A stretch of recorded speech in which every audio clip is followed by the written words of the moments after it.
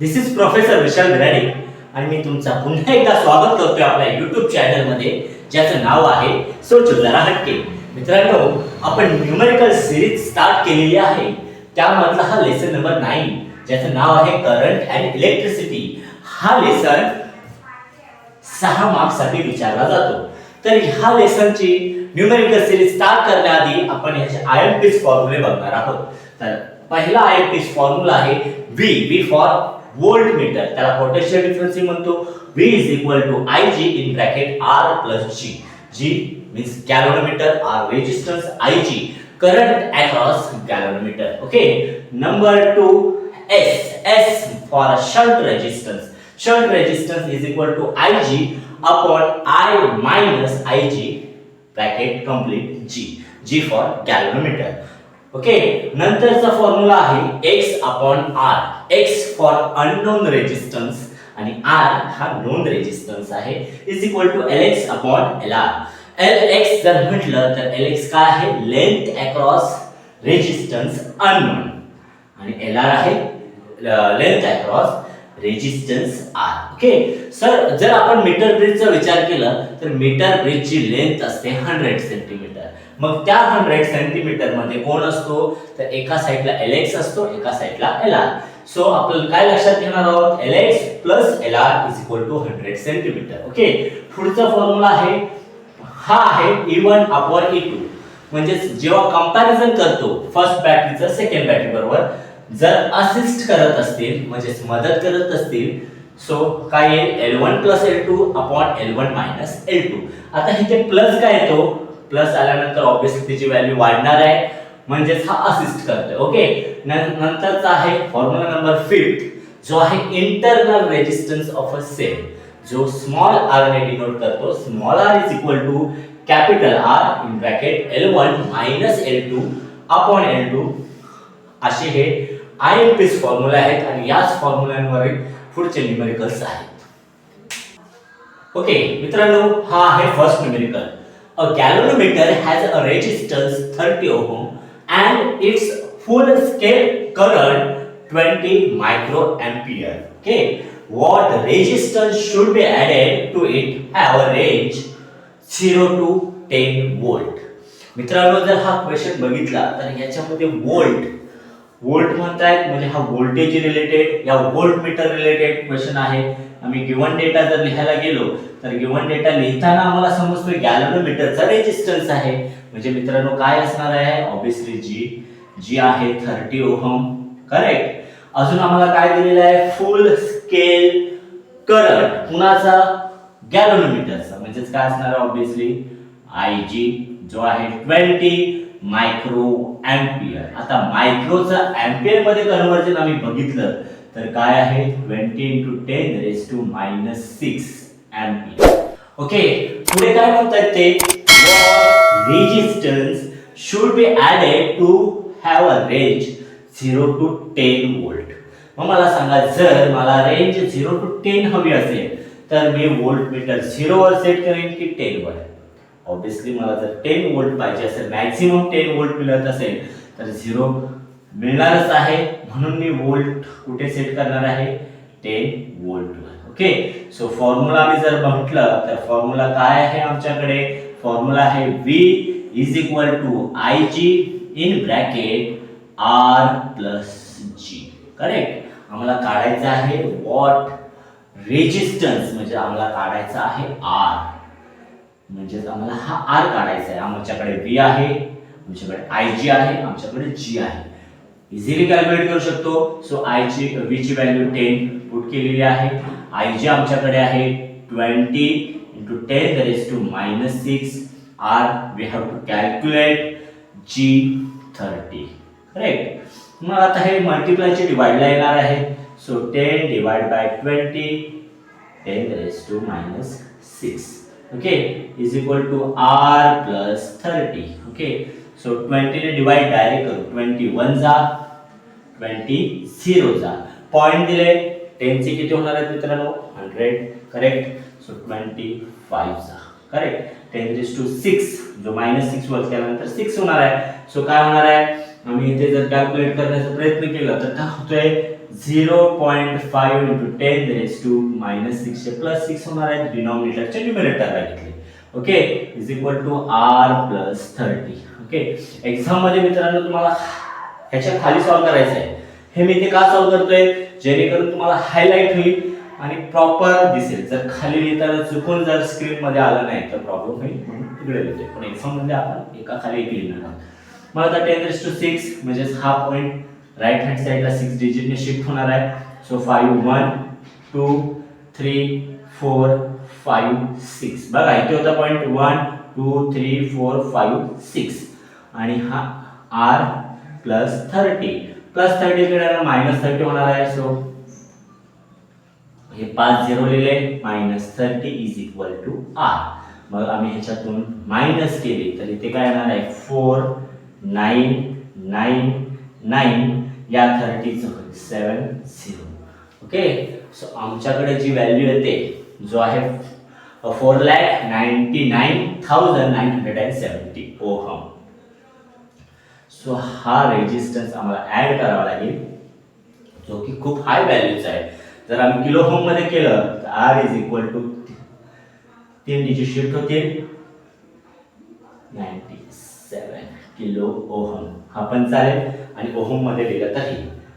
Okay okay आवर next question number 2 काय आहे when two cells of EMF E1 and E2 are connected in a series so that it assists each other assist करतात their balancing length on a potentiometer wire is 3.2 meter. Okay when two cells are connected in a series so that they oppose पण करतात so that balancing length is found to be 0.7 meter.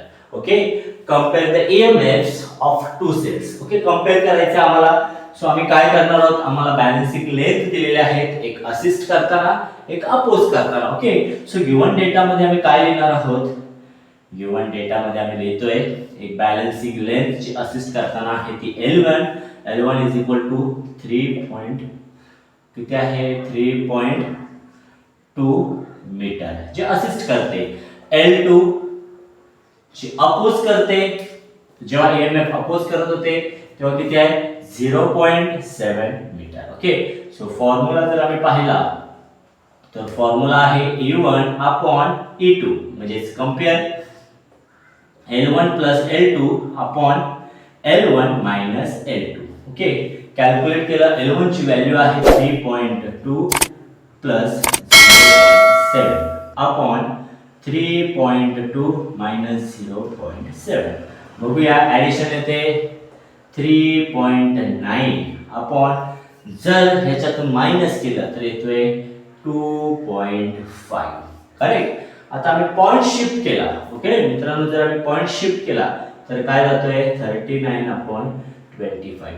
आपण answer असाच ठेवला तरी चालेल कारण आम्हाला compare करायचं रेशो काढायचा आहे. जर आम्ही आन्सर पॉइंट मध्ये काढायचं ठरवलं तर 25 1 जा 25 1 जा. ओके आता रिमेन किती होतील तर रिमेन होतील 14 होतील. ओके 0 दिले तर होतील 140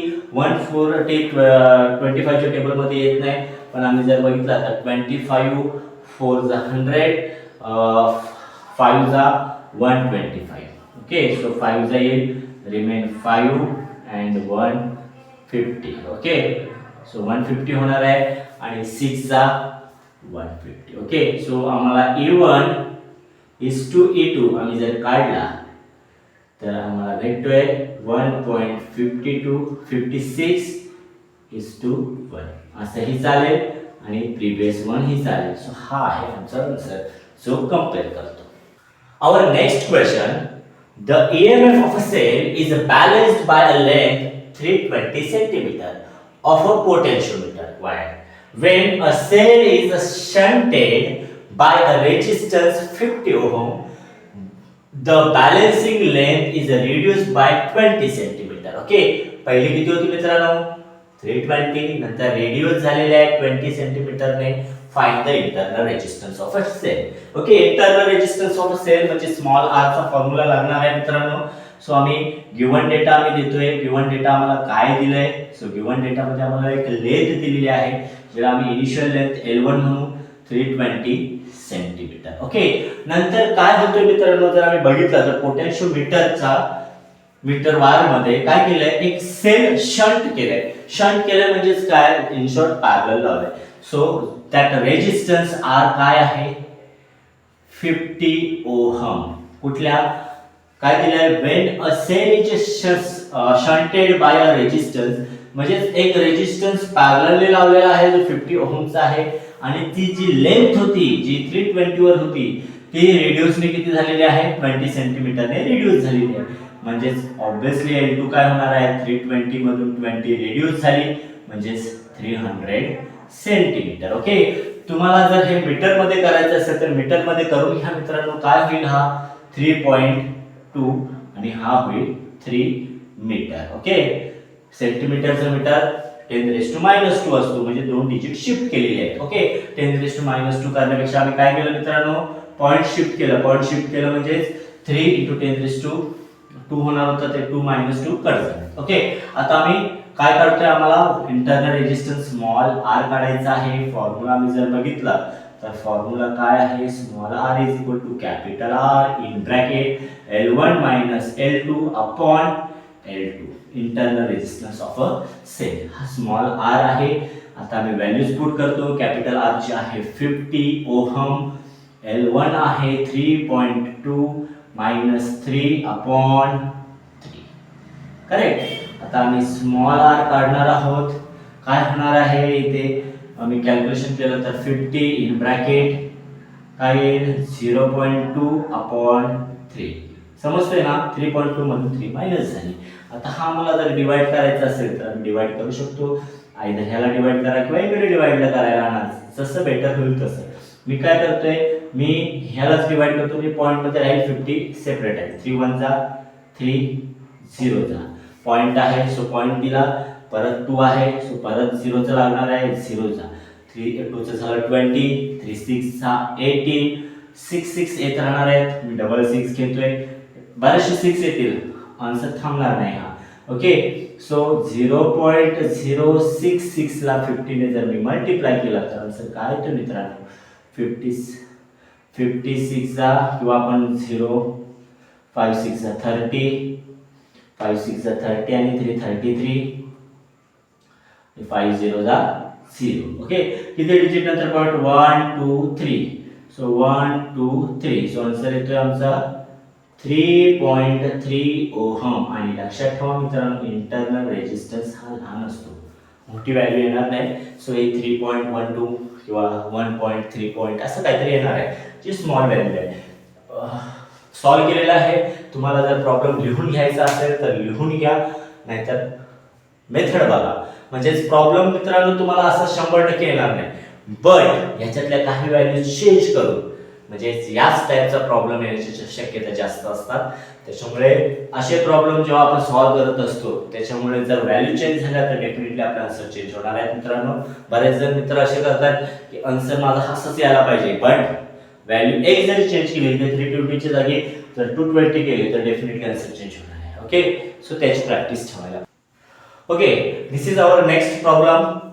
with an unknown resistance X in the left gap, म्हणजेच आपण जर मीटर ब्रिज म्हटलं तर तिथे लेफ्ट गॅप असतो, करेक्ट, आणि एक राईट गॅप असतो. ओके, सो लेफ्ट गॅप मध्ये कोण आहे, unknown resistance, and the resistance 30 ohm in right gap. आपण राईट गॅपला R घेऊया जो 30 ओहम आहे of a metre bridge. The null point is obtained 40 centimetre, 40 centimetre from left, म्हणजे इकडून आम्हाला 40 सेंटीमीटर वर नल पॉइंट ऑब्टेन झाला. म्हणजे ही कुठली लेंथ असणार, ऑब्वियसली Lx असणार आहे. Okay, of a wire calculate unknown resistance. Okay, पुढे काय म्हणतात, the shift in the position of a null point when the resistance of each gap increase by 150 increase केल्यानंतर नल पॉइंट मध्ये काय change होणार आहे तेही काढायचं आहे आम्हाला मित्रांनो.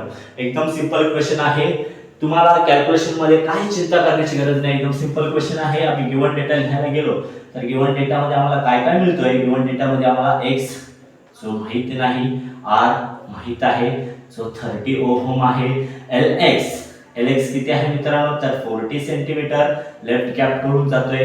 मग Lr किती असणार आहे, Lr चा फॉर्म्युला काय आहे, 100 मायनस Lx.